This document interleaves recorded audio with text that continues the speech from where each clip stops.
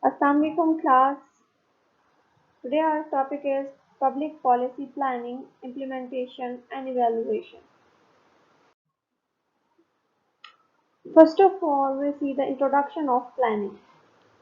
Planning means looking ahead and chalking out future courses of action to be followed. It is preparatory step. It is a systematic activity which determines when, how and who is going to perform a specific job.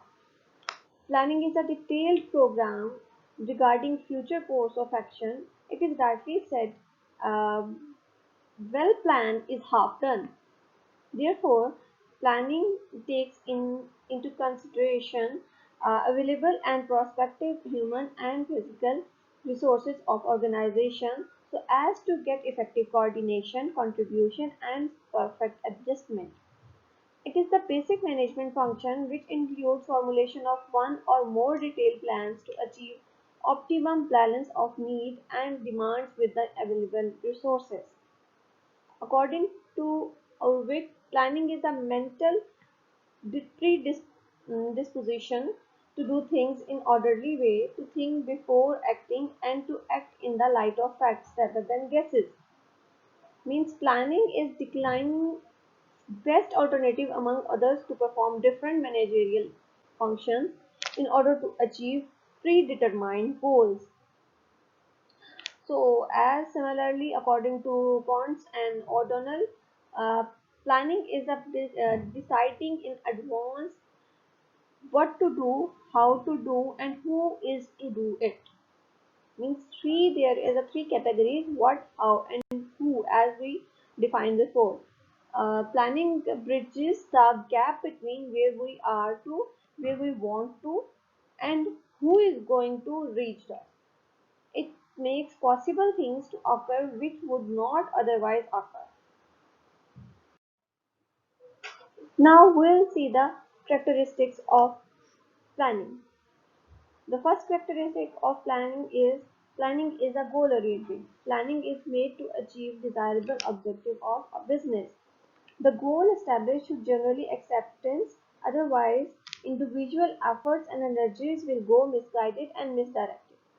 Planning defines the action that would lead to desired goals quickly and economically. It provides sense of direction to various activities. So the next characteristic of planning is looking ahead. Planning is done for the future. Obviously, we will plan for the future. It requires peeping in future, analyzing it, and predicting it. Thus, planning is based on forecasting. A plan is a synthesis of few forecasts. It is a mental uh, predisposition for things to happen in future. So, the next is planning is an intellectual process. It is an intellectual process because we use our mental abilities more than our physical abilities. So planning is a mental exercise involves creative things, sound judgment, and imagination. It is not a mere guesswork, but a rotational thinking. A manager can prepare sound plans only if he has sound judgment, foresight, and imagination. Planning is always based on goals, facts, and considered elements.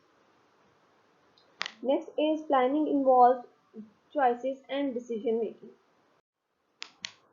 Planning essentially involves choice among various alternatives. Therefore, if there is only one possible course of action, there is no need planning because there is no choice. Thus, decision making is an integral part of planning. A manager is surrounded by a number of alternatives. He has to pick the best depending upon requirement and resources of enterprises. So it is the primary function of management. Planning lays foundation for other functions of management as we know before, as we discussed it before very well in class. It serves as a guide for organization, staffing or directing and controlling. All the functions of management are performed within the framework of plan, layout. Therefore, planning is the basic or fundamental function of management. So the next characteristic is planning is a continuous process. Planning is never-ending functions due to dynamic business environment. Plans are also prepared for specific period of time, and at the end of that period, plans are subjected to re-evaluation and review in the light of new requirements and challenging in conditions.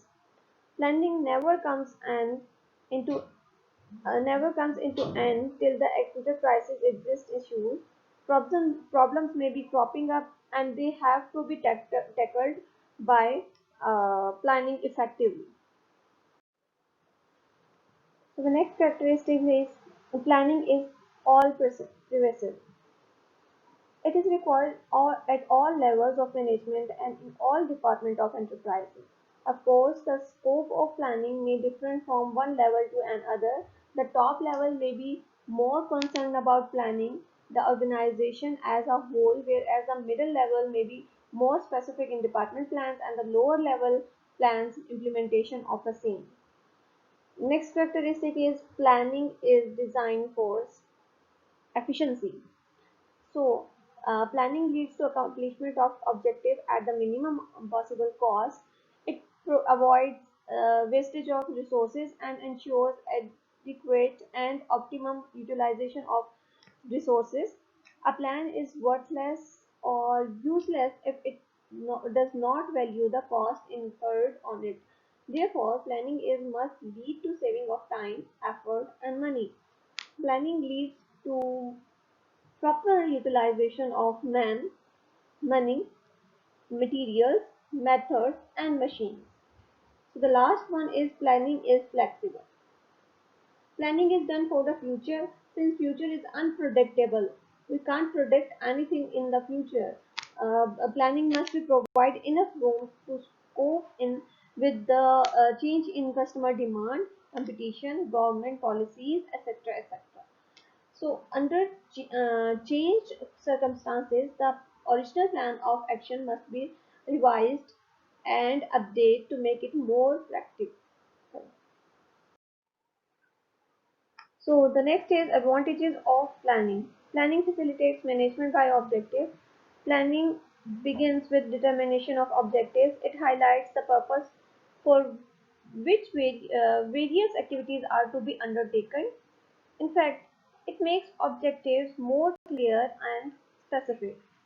Planning helps in focusing the attention of employees on the objectives of goals of enterprises. Without planning, any organization has no guide. To planning complies manager to prepare a blueprint of the courses of action to be followed for accomplishment of objectives. Therefore, planning brings order and rationality into the organization. Next advantage of planning is second advantage of planning is planning minimize uncertainties. Business is full of uncertainties.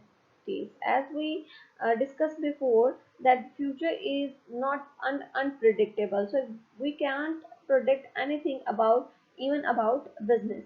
There are risks of various types due to uncertainty.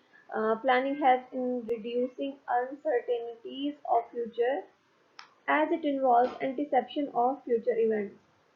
Although future cannot be predicted with cent% accuracy, but planning helps management to anticipate future and prepare for risk by necessary provision to meet unexpected turn of events. Therefore, with the help of planning, uncertainties can be forecasted, which help in prepare standbys. As a result, uncertainties are minimized to get extent. So the third advantage of planning is planning facilitate coordination. Planning revolves around organizational goals. All activities are directed towards common goals. There is an integrated effort throughout the enterprises in various departments and groups. It avoids duplication of efforts. In other words, it leads to better coordination. So, planning helps in finding out problems of work performance and it aim it recertifying the same. So the next advantage of planning is the fourth one is planning improves employees' morale. Planning creates an atmosphere of order and discipline in organization. Employees know in advance what is expected of them, and therefore conformity can be achieved easily. This encourages employees to show their best and also earn reward for the same. And planning creates a healthy attitude towards work environment, which helps in boosting employees' morale and efficiency. Next, and the fifth one, the advantage of planning is planning helps in achieving economy. Effective planning is secure economic sense. It leads to orderly allocation of resources to various operations. It also facilitates optimum utilization of resources, which brings economy in operation. It also avoids wastage of resources by selecting most appropriate use that will contribute to the objective of enterprises. For example, raw materials can be purchased in bulk and the transportation cost can be minimized.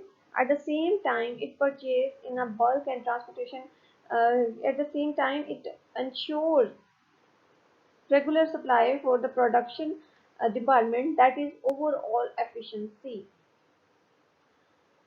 So the next is sixth one advantage of planning is planning facilitate controlling. Obviously, if we plan before we have to done any activity, we can control our risk. So, if I explain the planning facilitate controlling advantage of planning, the planning facilitates existence of certain planned goals and standard of performance. It provides basis of um, controlling. It cannot think of any effective system of controlling without existing of well thought out plans. Planning provides predetermined goals against which is actually performs is compared. In fact, planning and controlling are the two sides of a same coin. If planning is root, controlling is the fruit. So the next and the second last advantage of planning is planning provides competitive edges. Planning provides competitive edges to the enterprises over the others which do not have effective planning. This is because of fact that planning may involve changing in work methods, quality, quantity, design, extensions of work, and redefining of goals, etc., etc. So, with the help of forecasting, not only the enterprises secure its future, but at the same time, it's able to estimate the future motives of its competitors, which helps in facing future challenges. Therefore, planning leads to best utilization of possible resources, improves quality of production, and thus the competitive strength of the enterprises is improved. So the next is, and the last one advantage of planning is planning encourage innovations. In the process of planning, managers have the opportunity of suggesting uh, ways and the means of improving performance. Planning is basically a decision making function which involves creative thinking and imagination that ultimately leads to the innovation of methods and operations for growth and prosperity of the enterprises. So that's all from today. In the next class, in the next video, I'll explain the disadvantages of planning and the other types of plans, and there is external and internal uh, limitations of disadvantages of planning and the barriers of planning and the principle of planning.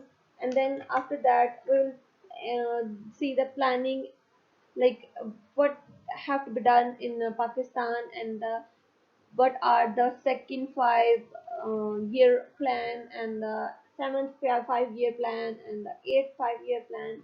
We will all discuss these. Thank you. Allah Hafiz.